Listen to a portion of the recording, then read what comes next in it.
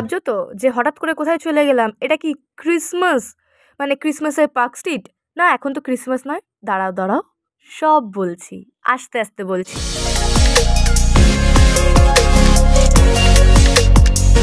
Hello guys, welcome back to my channel. আমি অভিলাষা, আশা করছি তোমরা সবাই খুব ভালো আছো। আমিও খুব ভালো আছি। জগদ্ধাত্রী পুজো স্টার্ট আর আমরা বসে থাকবো, এটা তো হতেই পারে না, কারণ আমাদের জীবনে খুব পুরকি। যাই হোক, এখন বাজে 10:30। আমি রেডি হয়ে গেছি, এখন আমরা সবাই মিলে যাচ্ছি জগদ্ধাত্রী পুজোর মানে জগদ্ধাত্রী ঠাকুর দেখতে। রাস্তা পুরো শুনশান, টোটো একটা পেয়েছি অনেক কষ্ট করে। আমি টাইম পাংচুয়াল হওয়ার জন্যে সবসময় ওয়েটই করতে হয়, তো এখানে দাঁড়িয়ে দাঁড়িয়ে ওয়েট করছি। এটা সব থেকে খারাপ একটা জিনিস। অবশেষে দাদা এসে পৌঁছেছে, কিন্তু এখানে আমরা স্টেশনে বসে দুজনেই অপেক্ষা করছি, বাকিরা কেউ আসেনি। অবশেষে এই যে এনারা দুজন এসেছেন। এবারে বলি আমরা কে কে গেছিলাম। আমি, বুলু, দাদা, সায়ন, দীপিকা আর বুলুর ভাই গেছিলাম। এবারে আমরা নেমে পড়েছি মানকুণ্ডু। প্রত্যেকবারই আমরা মানকুণ্ডু থেকে শুরু করি। এই যে মানকুণ্ডু থেকে নেবে স্টেশন থেকে একটুখানি হেঁটে এই প্যান্ডেলটা করেছিল। প্রতিবারের মতন এই বছরও দুর্দান্ত প্যান্ডেল করেছিল। প্রত্যেক বছরই ওরা ইউনিক ইউনিক করে, এবছরও পুরো ইউনিক ছিল। পুরো লাইটিং জাস্ট অসাধারণ। চন্দননগর তো লাইটিংয়ের জন্য বিখ্যাত, বাট তাও খুবই সুন্দর করেছিল। পুরো বৌদ্ধ থিম ছিল।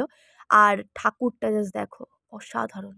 এই ঠাকুরটা দেখেই তৎক্ষণাৎ বেরিয়ে গেছি, আর এখনই দেখতে পাচ্ছ কতটা জ্যাম। আমরা পঞ্চমী না ষষ্ঠীর দিন গেছিলাম, মনে হয় ষষ্ঠীর দিনকে, যাই হোক তাতেই এত ভিড়। এইটা হচ্ছে সেকেন্ড প্যান্ডেল, জাস্ট অসাধারণ করেছিল। এখানে পুরো ধান, হস্তশিল্প, মানে গ্রাম্য পরিবেশ তুলে ধরার চেষ্টা করেছিল।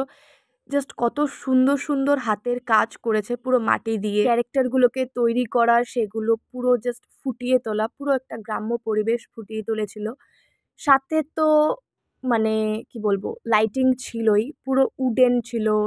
আর অসাধারণ ঠাকুর ছিল, কিচ্ছু বলার নেই ঠাকুরটাকে নিয়েও। ঠাকুরটা তোমাদের যদি আমি কাছ থেকে দেখাই, এই যে কাছ থেকে দেখাচ্ছি, তোমরা চালচিত্রটা জাস্ট দেখো, মানে কি ইউনিক চালচিত্র। তারপর তখনও অনেক প্যান্ডেলে ঠাকুর যাচ্ছিল, তারপরও আমরা ঠাকুর দেখতে বেরিয়ে পড়েছি। জীবনে অনেক ফুর্তি মজা থাকলে যা হয়, যাই হোক অনেক হেঁটে ফেলেছি, গলা শুকিয়ে গেছিলো, তাই ফুটি খেতে খেতে আবার আরেকটা প্যান্ডেলে আমরা ঢুকে পড়েছি। এই প্যান্ডেলটা দেখতে গিয়ে একটু ডিসঅ্যাপয়েন্টেড হয়েছিলাম, কারণ এটা অনেকটা ভেতরে হয়, কিন্তু প্রত্যেক বছর খুব ভালো হয়। কিন্তু এই দিনকে অনেকটা তাড়াতাড়ি গেছিলাম, কিছুই রেডি হয়নি, প্যান্ডেল কমপ্লিট হয়নি। যাই হোক, কি বলবো, আমি সিঙ্গেল মানুষ, আর যখন কাপল মানুষজনদের সঙ্গে যাই তখন এসবই দেখতে হয়। আমার এইগুলো দেখতে দেখতে মানে আমি মানে কষ্ট পাই না, ফান হয় জানি না। গ্রুপের একমাত্র অ্যাডপ্টেড চাইল্ড আমি। যাই হোক, ভগবানের কাছে একটাই জিনিস চাইছি, ভাই পাঠায় দাও গো, তাড়াতাড়ি কাউরে পাঠায় দাও। আর দেখতে পারতাছি না, এরকম একা একা আর ঘুরতে পারতাছি না। যাই হোক, অনেক নাটক করে ফেলেছি। এবারে দেখো এই প্যান্ডেলটা গাড়ির মডগার্ড, মানে অনেক কিছু দিয়ে, গাড়ির অনেক পার্টস দিয়ে এটা রেডি করেছিল। খুব সুন্দর করেছিল জানো, মানে মানে কি বলবো, অনেক সুন্দর সুন্দর জিনিসপত্র ছিল, যেইগুলো ইউজ করা যায় না সেগুলোকে ফেলে দিয়ে না দিয়ে এগুলো করেছিল। দেখো তোমরা এখানে বুঝতে পারবে মডগার্ড। আমি চেষ্টা করেছি যতটা তোমাদের বোঝানো যায় বা বোঝাতে পারি, তা চেষ্টা করেছি। ঠাকুরটাও খুব সুন্দর হয়েছিল। তোমাদের তো ক্লোজ ভিউ আমি দেখিয়েছিলাম আমার শর্টসে। তারপর দেখি এই যে এনারা ট্যাপাটেপি দুজনে মিলে জুয়েলারি শপে দাঁড়িয়ে পড়েছে, এদের জুয়েলারি কেনা হয়নি আনফর্চুনেটলি। তারপর আবার এই একটা ঠাকুর দেখলাম, এটাও প্রত্যেক বছর খুব ভালো করে, খুব খুব খুবই ভালো করে। তো এই বছরও তার অন্যথা হয়নি।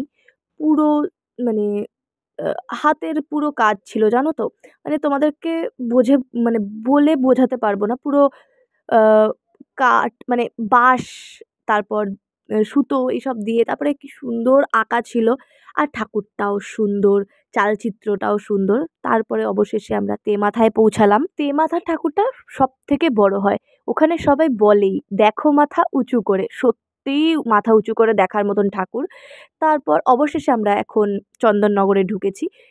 এই একটা ঠাকুর, এই একটা পুরো স্বাধীনতা সংগ্রামী টাইপের একটা থিম করেছিল। ওখানের ক্লাবের মেম্বাররা বলছিল, শুনছিলাম যে কৃষি বিপ্লব টাইপের কিছু একটা নিয়ে। তোমরা দেখতেই পাবে এখানে অনেক বিপ্লবীদের ক্যারেক্টার ওখানে ক্রিয়েট করা হয়েছে, অনেক বিপ্লবী রয়েছে। আর এই যে ঠাকুরটা খুব সুন্দর করেছিল ঠাকুরটা। এখান থেকে বেরোতে বেরোতে অবশেষে আমাদের টাইট সবারই, মানে আমাদের হালুয়া টাইট এখানেই। তখন মনে হচ্ছিল ছেড়ে দেওয়া কেঁদে বাজে, কিন্তু তারপরেও ঠাকুর দেখা বন্ধ হবে না। এই দবিকপাড়ার ঠাকুরটা বেশ ইউনিক ছিল। মানে এতক্ষণ তোমরা যে কটা ঠাকুর দেখেছো, জগদ্ধাত্রী ঠাকুর যেরকম ধাঁচের তৈরি তার থেকে সম্পূর্ণ পরিমাণে আলাদা ছিল, খুব সুন্দর দেখতে ছিল। তারপরে নেক্সট এই একটা প্যান্ডেল, এটাও পুরো উডেনেরই তৈরি। ধান, তারপর কৃষক, চাষি, এইসব নিয়েই এই থিমটাও করেছে। কুলো, তারপরে কলকা। যাই হোক, নেক্সট প্যান্ডেলে যেতে যেতে ওই সেম জিনিসই দেখছি, কৃষক, কলকা, ধান, কুলো, এসব। মানে এবছর যেটা দেখলাম চন্দননগরে বেশি পুরো জিনিসটা কৃষক এই থিমের ওপরই করেছে। এই যে এখনও রেডি হয়নি, অবশেষে আমরা স্ট্যান্ড ঢুকেছি। এইখানে আমাদের সবার মানে হালুয়া টাইট, সবাই শেষ আমরা বলতে গেলে।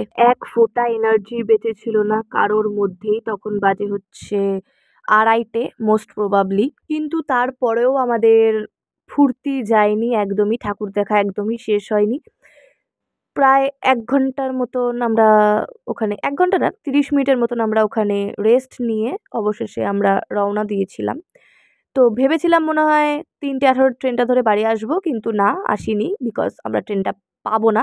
তাই জন্য ভাবলাম যে কেন বেকার টাইম ওয়েস্ট করব, বাকি ঠাকুরগুলো সব দেখে নিই। তো আগেরটা হচ্ছিল স্ট্যান্ড থেকে বেরিয়ে ওই জায়গাটার, তারপর এটা হচ্ছে বাগবাজারের ঠাকুরটা খুব সুন্দর করেছিল, একটা ইউনিক রকমের ঠাকুরটা হয়েছিল। তারপর স্ট্যান্ড থেকে মানে বাগবাজার মোড় থেকে স্টেশন অবধি যেতে যে কটা ঠাকুর ছিল, সব কটাই ঠাকুর মোটামুটি আমরা দেখেছিলাম। আমাদের মনে হয়েছিল যতই আমাদের পায়ে ব্যথা হোক, বাট ঠাকুর দেখতে এসেছি তাই ঠাকুর দেখবই। তারপরে ফটকগোড়া যেতে, এই প্রত্যেক বছরই জানো তো এরকম লাইটিং করে। অবশ্যই তোমরা তো সবাই জানো যে চন্দননগর লাইটের জন্য বিখ্যাত। তো প্রত্যেক বছরই এরকম লাইটিং করে, খুব ভালো ভালো লাইটিং করে। অবশ্যই ফটকগোড়ার লাইটিং দেখতে দেখতে ফটকগোড়ার প্যান্ডেলের সামনে চলে এসেছি। প্যান্ডেলটাও দুর্দান্ত করেছিল। মানে এমনিতেই ওদের প্যান্ডেল করাই রয়েছে, মানে ওদের মণ্ডপটা করাই রয়েছে, কিন্তু তারপরেও দুর্দান্ত লাইটিং করেছে। তার সঙ্গে ঠাকুরটা জাস্ট অসাধারণ, জাস্ট অসাধারণ। অবশেষে আমরা স্টেশনে এসে পৌঁছেছি। স্টেশনের সামনের ঠাকুরটা, মানে স্টেশনের ওপারের ঠাকুরটা আর প্যান্ডেলটা দেখে আমাদের আজকের ঠাকুর দেখা পর্ব শেষ। আমরা মানকুণ্ডু স্টেশনে নেমেছিলাম পাক্কা 11টায়, আর আমরা চন্দননগর স্টেশনে গিয়ে পৌঁছেছি তখন 3:45। এতক্ষণ আমরা হেঁটেছি। সবার রিভিউটা জাস্ট শোনো, হেঁটে কেমন লাগলো দেখ না, কেমন লাগলো ঠাকুর দেখে? বাম্পার। চ আরেকবার 1 রাউন্ড দেখে আসি। যাবি আরেকবার? আমার কোনো ব্যাপার না, আমাকে আমার মানকুণ্ড নিয়েছো। বুঝতেই পারলে দাদা আর ভাইয়ের এনার্জি তখনও আছে, বাট আমার আর বুলার একদমই নেই। যাই হোক, দেখা হবে নেক্সট ভিডিওতে। টাটা।